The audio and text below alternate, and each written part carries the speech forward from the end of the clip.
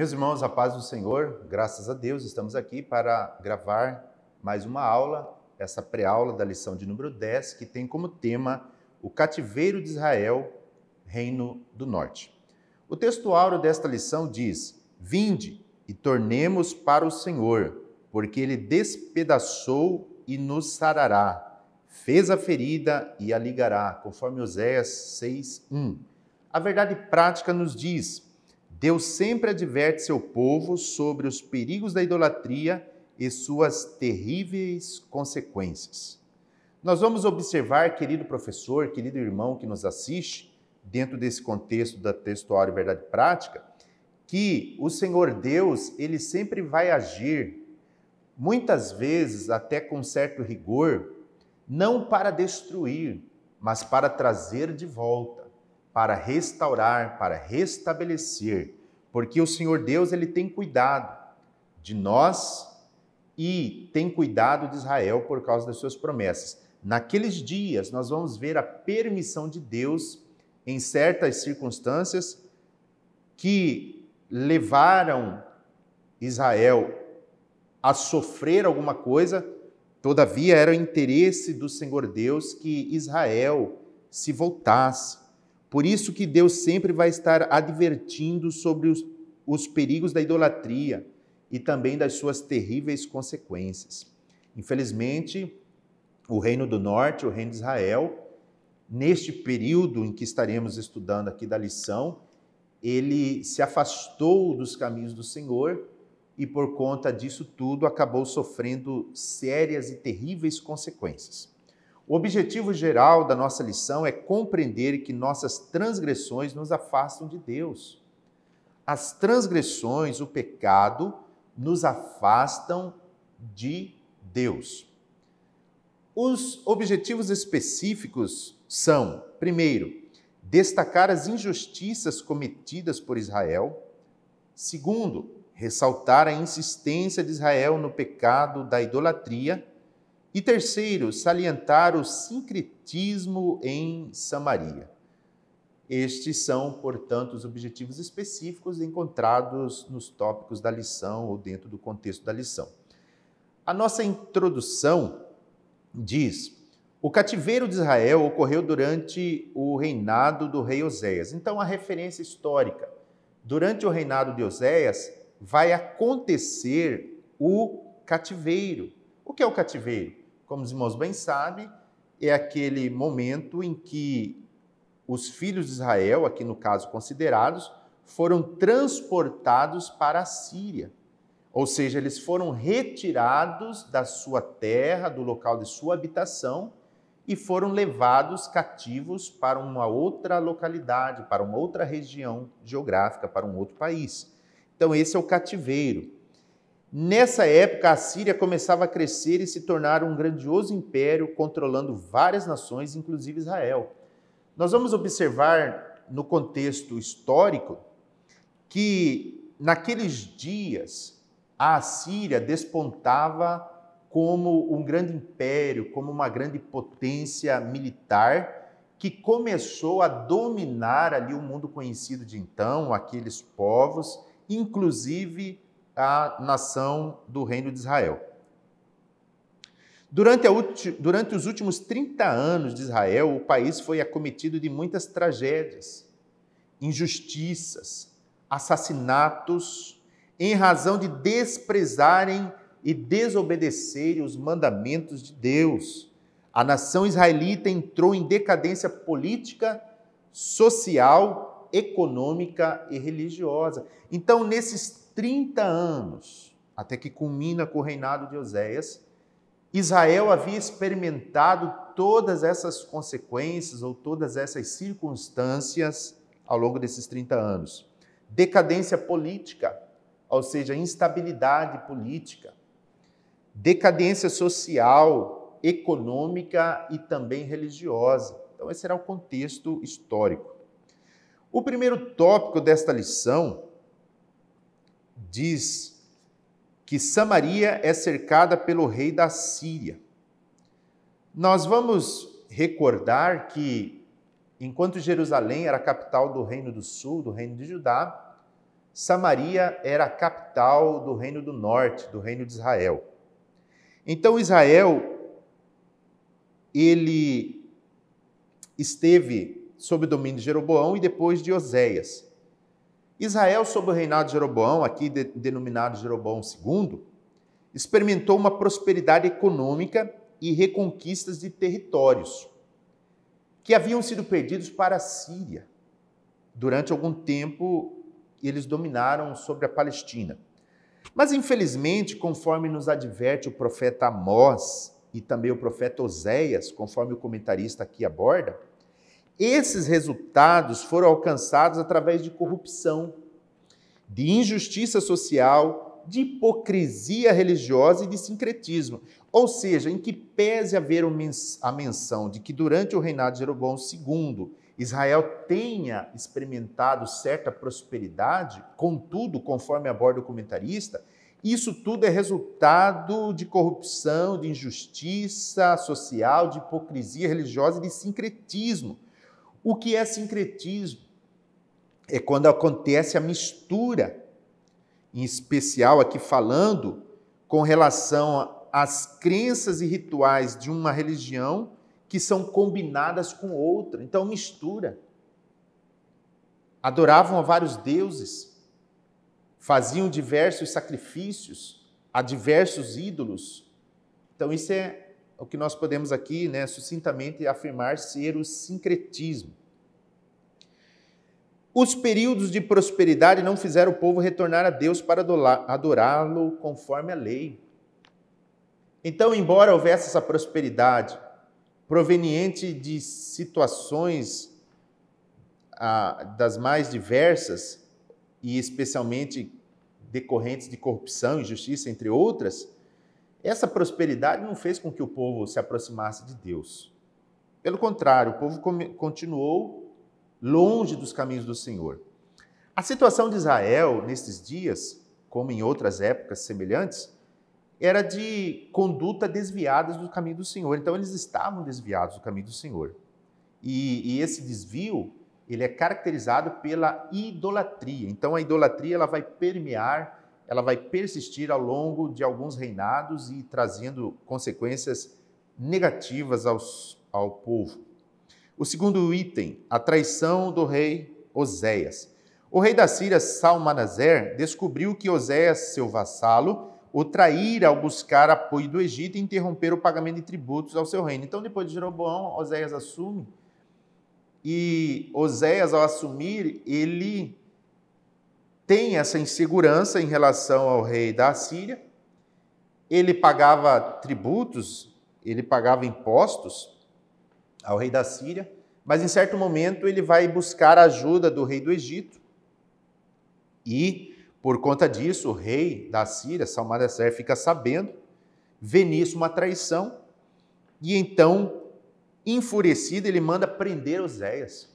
O rei Oséias ele é preso por ordem de Salmanaser, que era o rei da Assíria. E, além disso, os exércitos da Síria vão marchar contra Samaria e vão cercá-la. Durante 3 anos vai haver esse cerco contra a cidade de Samaria. Então, este é o contexto histórico já durante o reinado de Oséias. A partir daí, Israel não teria mais chance de negociação, só lhe restaria a guerra e a consequente deportação. Ou seja, chegou a um ponto tão difícil que, podemos dizer assim, foi o ápice daquilo que culminou com a deportação, ou seja, foi a gota d'água. Já havia ali 30 anos de dificuldade, de idolatria, então Deus disse basta, chega, e permitiu então que houvesse essa deportação, que é chamada também de cativeiro, tá? Cativeiro do Reino do Norte. 3. A advertência dos profetas. O aumento da riqueza nacional, especialmente sob o reinado de Jeroboão II, fez com que pequenos proprietários fossem espoliados pelos mais ricos. Aqui está a injustiça. Essa injustiça ela também é tratada através dos profetas, especialmente aqui Amós e Oséias, que vão retratar essas injustiças sociais. Então, alguns enriqueceram, mas à custa de quem? À custa daqueles que tinham uma condição, primeiramente, foram espoliados, ou seja, foram retirados seus bens, e aí eles passaram a ser pobres, em detrimento daqueles que, usando dessa forma, se enriqueceram à custa desses outros moradores, dessas outras pessoas, né, que faziam parte, que compunham ali o povo do Reino do Norte. Enquanto os mais abastados viviam na extravagância, os pobres eram vilipendiados e permaneciam na miséria. Essas injustiças fizeram com que os profetas Amós e Oséias formalizassem graves denúncias. Todos estes brutais pecados da nação de Israel foram apontados pelos profetas com pesadas advertências ao arrependimento e apelos à misericórdia e ao amor de Deus. É isso que nós falamos. Deus, ele começou a cobrar, usando seus profetas, aquelas atitudes, aqueles comportamentos que estavam levando à corrupção, à miséria, às injustiças sociais. Então Deus começou a levantar os profetas. Veja que Deus, ele sempre vai, antes de permitir que venha o castigo, ele vai sempre levantar alguém, levantar profetas para admoestar, para advertir, para que Israel, no caso aqui, se arrependesse. Israel se voltasse para o verdadeiro Deus, corrigisse o seu comportamento, as suas atitudes e tudo aquilo que era ruim e prejudicial para a própria nação, para a própria sociedade israelita naqueles dias. Então, dentro do ponto central da lição, inclusive, diz que o Senhor, ele disciplinou Israel através de sua misericórdia e justiça. Como eu disse, às vezes Deus cobra, mas nisso está a justiça e a misericórdia de Deus. Porque como um pai corrige o filho que ama, assim Deus corrige os seus filhos, porque nos ama, porque amava Israel. Todavia, infelizmente, aqui o povo não se converteu, o povo não se arrependeu, o povo não se voltou ao verdadeiro Deus e as consequências foram terríveis. O Todo-Poderoso sempre abominou o sincretismo em Israel, em que o povo adorava os ídolos e ao mesmo tempo oferecia cultos a Deus. Olha só, aquilo que Jesus disse, não podeis servir a Deus e as riquezas, porque ou vão amar a um ou vão amar o outro. E aqui, nesse caso, havia uma mistura. Queriam servir a Deus, queriam oferecer sacrifício a Deus, mas em contrapartida saía de diante da presença de Deus e iam praticar os mesmos atos perante outros ídolos, perante falsos deuses. Então essa era a situação. E diz aqui, foi por isso que o profeta Amós advertiu aquela obstinada nação com tanta severidade. Deus não se deixa escarnecer e não tolera um coração dividido com outros deuses ou objetos de adoração. Esses falsos deuses influenciavam o coração do povo, inclinando-o contra a vontade de Deus declarada em sua palavra. Então veja que tudo aquilo que acontecia estava entristecendo a Deus. Deus já não estava suportando ver tudo aquilo, mas ainda assim aguardava um arrependimento sincero, que os filhos de Israel se voltassem, porque Deus tinha e tem grandes promessas, grandes bênçãos para o seu povo. Mas infelizmente, como sabemos, o povo não se arrependeu. A síntese desse primeiro tópico diz: nossa natureza pode produzir perversão e maldade, porém cabe a nós combater essas atitudes dia a dia e extingui-las de nossas vidas. Então, meus irmãos, que tenhamos nós, querido professor, ao dar a sua aula, chama a atenção dos alunos. Nós igualmente precisamos ter cuidado, precisamos combater certas atitudes no dia a dia. Não podemos entrar pelo caminho da perversão, da maldade. Possamos ter um coração reto diante do Senhor, possamos servir ao Senhor com alegria, com temor, com retidão. Amém? Glória a Deus. Vamos para o segundo tópico dessa lição: os pecados do povo e sua queda. Veja, pecados do povo, consequentemente, a queda do povo. O terrível pecado da idolatria. Desde que o reino de Israel foi dividido, o norte se inclinou mais intensamente à idolatria. Infelizmente, quando Jeroboão I, o primeiro Jeroboão lá, quando Deus permitiu a divisão, infelizmente ele permitiu que a idolatria viesse a existir em Samaria. Então, de lá para cá, a idolatria sempre esteve mais intensamente dentro, digamos assim, do convívio da nação de Israel ou do Reino do Norte, por conta lá, como disse, de Jeroboão ter permitido isso, para que o povo não se voltasse ao verdadeiro Deus, falou, não, eis aqui os seus deuses. E desde então, os reis que se levantavam, aqueles que não tinham temor a Deus, aqueles que não estavam voltados ao verdadeiro Deus, eles permitiram que a idolatria, como se diz aí a expressão, corresse solta dentro do reino de Israel. Provavelmente esta foi a razão de Israel ter sido levado para o cativeiro algumas dezenas de anos antes de Judá. Veja que muitos anos antes, algumas décadas antes, o Reino do Norte experimentou o cativeiro, conforme aqui mencionado. Apesar do caos espiritual e rejeição de Israel, Deus queria salvar o povo. Foi então que o Senhor convocou o profeta Oséias para uma situação bastante estranha. Veja o que Deus permite na vida do profeta Oséias. Ele pediu que se casasse com uma prostituta e tivesse filhos com ela. Essa prostituta representaria a nação de Israel. Então Deus, querendo tratar com Israel, querendo mostrar a infidelidade de Israel, ele chama o profeta e diz e determina ao profeta, case-se com uma mulher de prostituições. Há aqui um particular em que, segundo alguns estudiosos da área, Gomer, a mulher de Oséias, ela não era, num primeiro momento, uma prostituta, mas ela se tornou infiel posteriormente. Tá? Então, existe aí esse ponto de vista, inclusive a Bíblia de Estudo Pentecostal nos traz isso, e eu peço a você, querido professor, que depois pesquise, se debruce sobre esse assunto para bem comentar a sua aula. Costumo dizer que a nossa aula aqui, essa pré-aula, ela é resumida, ela é sucinta, ela é superficial, não dá tempo de aprofundar. Então, querido professor, busque depois esse estudo. Oséias, ele cumpriu a ordem do Senhor e se casou com Gomer. E teve 3 filhos. Cada filho que o profeta tinha com a prostituta mostrava a desaprovação divina. Veja, Deus colocou o casamento do profeta como uma lição prática da infidelidade do Reino do Norte. Era uma lição. Era algo que Deus estava querendo mostrar. Então, nesta metáfora, a prostituta, no caso, era Israel. O seu marido, Oséias, representava Deus para se deleitar com seus amantes, quais eram o Egito e a Síria.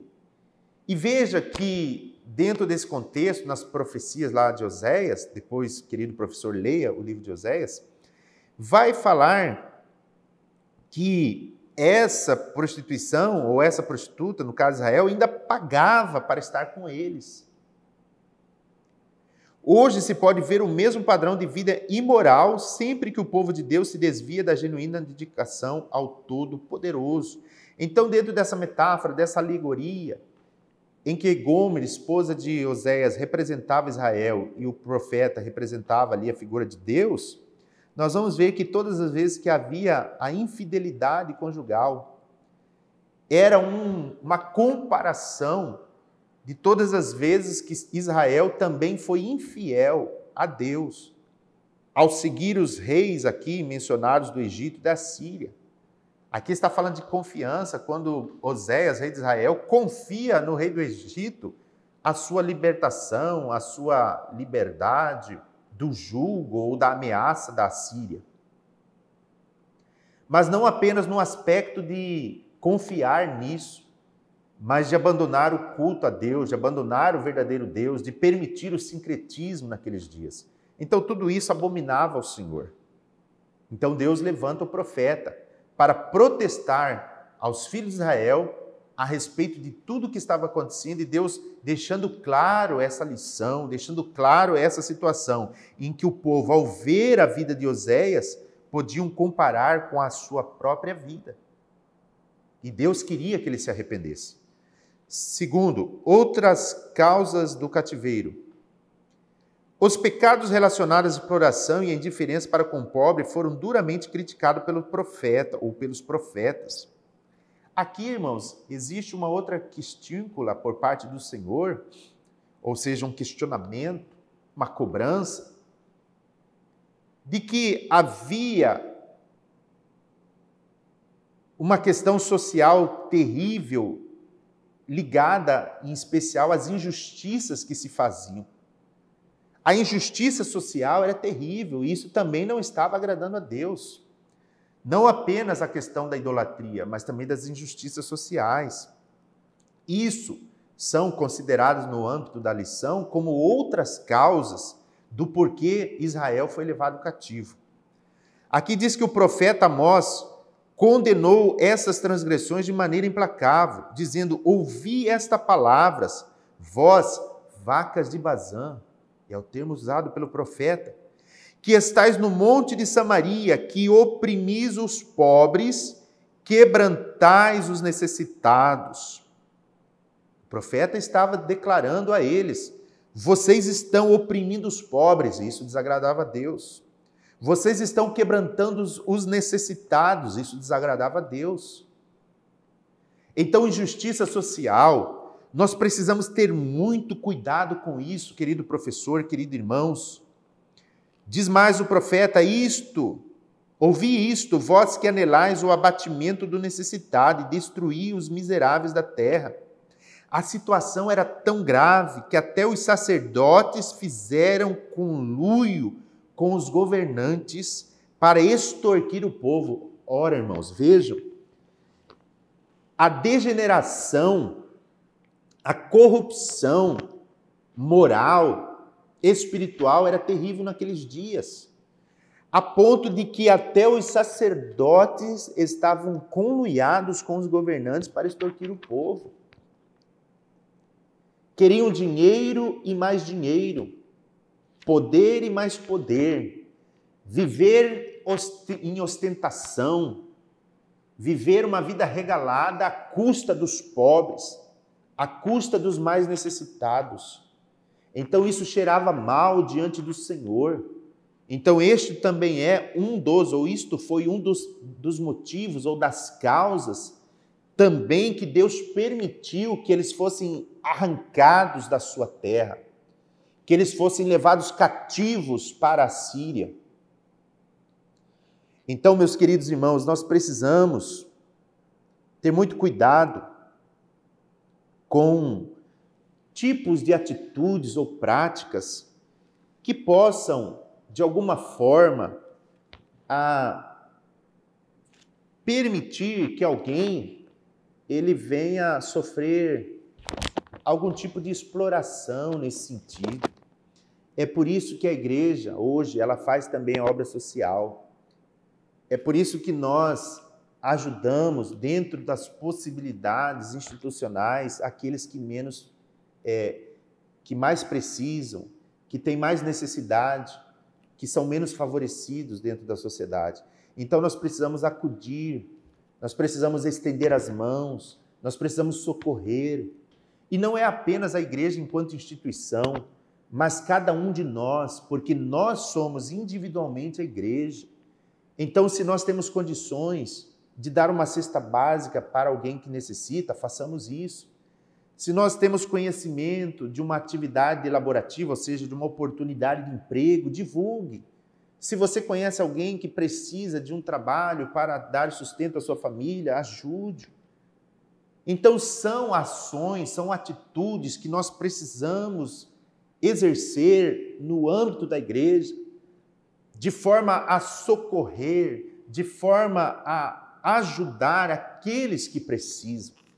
Então, fica aqui, meu querido professor, no preparo da sua aula, tenhamos esse cuidado também, possamos permitir que essas atitudes boas, elas aconteçam dentro da casa de Deus, através da minha atitude, da sua atitude, de gerar o bem-estar àqueles que são necessitados disso. Amém?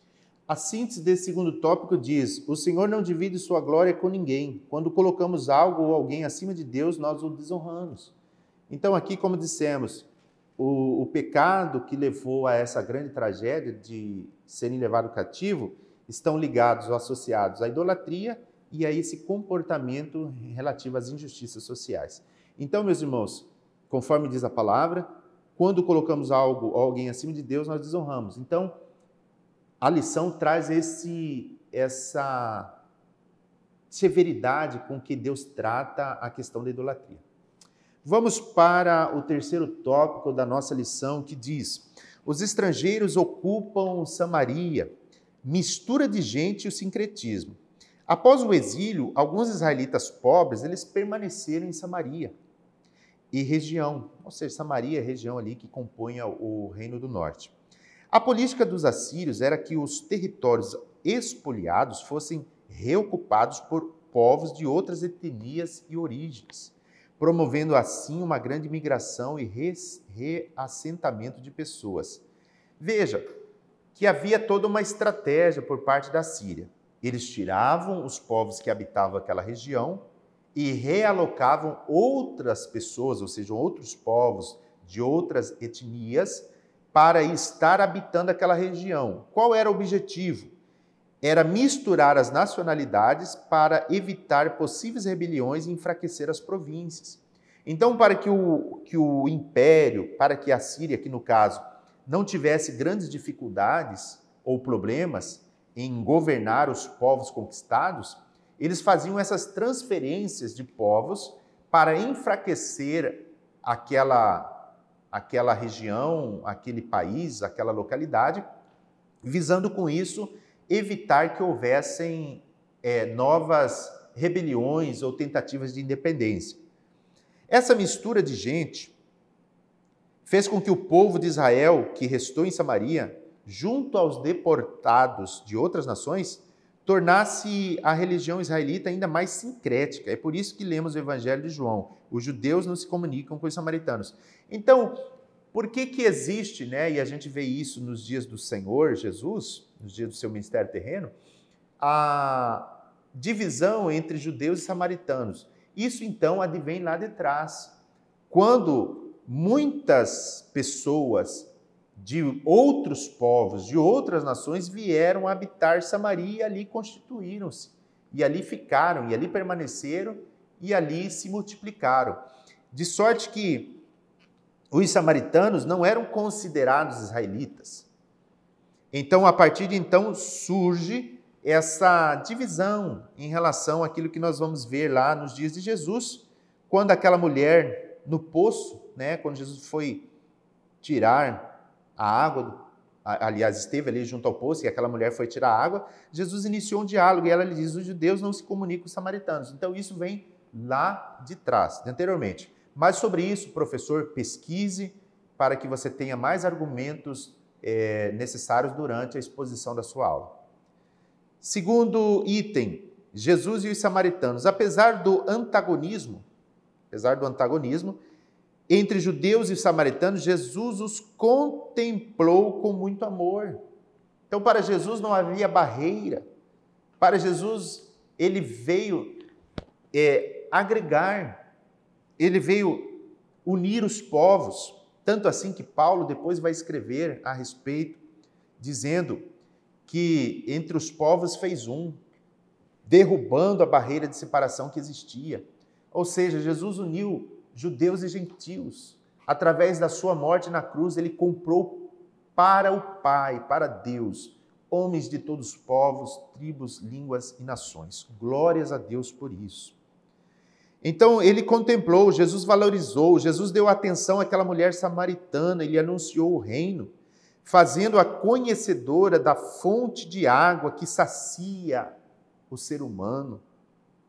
Não era aquela água que quem tomasse tornaria a ter sede, mas Jesus estava falando de si, da água da vida, que quem toma dessa água de Jesus não tornará a ter sede. Glória a Deus. Em razão da dúvida daquela mulher sobre o legítimo lugar de adoração a Deus, Jesus ele foi enfático em dizer que o lugar não é físico ou geográfico, e sim espiritual, o coração do homem. É por isso, querido professor, que nós vamos ver que desde então, lá quando se dividiu Israel ao meio, ou se dividiu nas tribos entre Reino do Sul e Reino do Norte, desde então, lá Jeroboão, o primeiro reino do norte, estabeleceu o culto em Samaria, idolatria, e de lá vem essa idolatria, e de lá então, desde lá vem essa discussão, olha, onde que nós devemos adorar? É em Jerusalém? É em Samaria? É neste ou naquele local? Jesus veio e disse não, o verdadeiro local da adoração é o coração do homem, porque os verdadeiros adoradores adorarão ao Senhor em espírito e em verdade. Então não é mais local, não é mais uma região geográfica, não é mais assim no sentido físico, mas agora é adorar a Deus com o coração, é no sentido espiritual. Então isso Jesus ele veio ensinar. Por isso Jesus e os samaritanos representam essa quebra de paradigmas. O que é um paradigma? É um padrão que é estabelecido. Então essa quebra de padrão, essa ruptura de paradigmas, Jesus ele rompeu. Agora não é mais em Israel nem em Samaria, ou seja, em Jerusalém ou Samaria, é em qualquer lugar do mundo nós podemos adorar o verdadeiro Deus. Glórias a Deus. Ainda, o comentarista da lição dentro desse item diz, na parábola do bom samaritano, Jesus ele contrasta a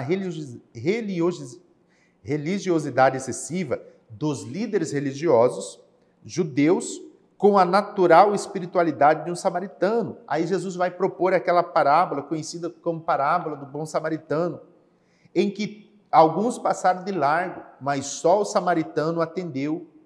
Então aqui Jesus estava mostrando a sua íntima compaixão para com todos, tanto gentios quanto judeus, e estava também trazendo uma lição aos israelitas religiosos, que dentro da sua religiosidade não conseguiam ajudar o próximo. Mas o samaritano, que não era considerado, que não era valorizado, que não era respeitado, ele teve uma atitude digna diante de Deus, de ajudar aquele que necessitava. Então é isso, Jesus deu uma grande lição àqueles judeus daqueles dias. A síntese do terceiro tópico. A mistura entre os povos, suas culturas e religiões podem enfraquecer a fé e a doutrina. Então, isso aqui, querido professor, é muito importante frisar aos alunos que a mistura entre os povos, suas culturas e religiões pode enfraquecer a fé e a doutrina. Então, naqueles dias, Israel se enfraqueceu porque se misturou. Tanto no sentido misturou-se com outros povos, quanto no sentido misturou-se através do chamado sincretismo religioso, adotando costumes de outras religiões idólatras dentro daquilo que era o culto a Deus, misturando o culto do Senhor com essas doutrinas pagãs, com essas religiões pagãs. A conclusão da nossa lição: não faltou advertências para que Israel abandonasse a idolatria e fosse poupado do cativeiro. Então Deus foi injusto? Não. Deus sempre levantou alguém para advertir, para demonstrar, para mostrar aos filhos de Israel que eles deveriam ter cuidado, porque o caminho que eles estavam trilhando levaria-os à ruína. Então Deus sempre vai levantar profetas. Deus sempre teve esse cuidado. Porém, infelizmente, o povo naqueles dias não ouviu. Então, a justiça de Deus, ela veio, ela se cumpriu por causa da dureza do coração deles. Cada vez mais a nação afundava em seus pecados. A maneira drástica, porém misericordiosa e amorosa de Deus retornar seu povo ao conchego do seu amor foi, infelizmente, conduzi-lo ao cativeiro e à dispersão. Então, veja, mas como assim o amor de Deus permitindo que isso tudo acontecesse? É porque muitas vezes é necessário, a exemplo daquilo que nós temos na Bíblia, que o pai ele deve castigar o seu filho porque o ama, da mesma maneira Deus castigou Israel, por amor. Porque às vezes, como nós conhecemos um ditado muito comum em nosso meio, que aquele que não vem pelo amor, vem pela dor. Então, muitas vezes é necessário a pessoa passar pela dor, pelo sofrimento, pela angústia, para ele reconhecer. E essas permissões da parte de Deus estão no sentido de justamente restaurar, porque Deus, Ele quer o nosso melhor, Deus, Ele quer o nosso bem-estar. Então, possamos compreender isso, querido professor. Por último, que Deus nos ajude a atentarmos mais para a sua palavra, a fim de não colhermos os amargos frutos da desobediência. Então, aqui, para encerrar, nós temos o caso da pessoa que se afasta dos caminhos do Senhor. Ela só vai ter prejuízos. Então, que possamos servir a Deus com alegria, com dedicação, que mesmo diante de lutas e aflições e problemas, sabemos que o Senhor está conosco para nos ajudar, para nos amparar e para nos proteger. Amém? Querido professor, desejo a você uma excelente aula, pesquise, ore e que você tenha uma exitosa aula. Amém? Deus nos abençoe em nome de Jesus.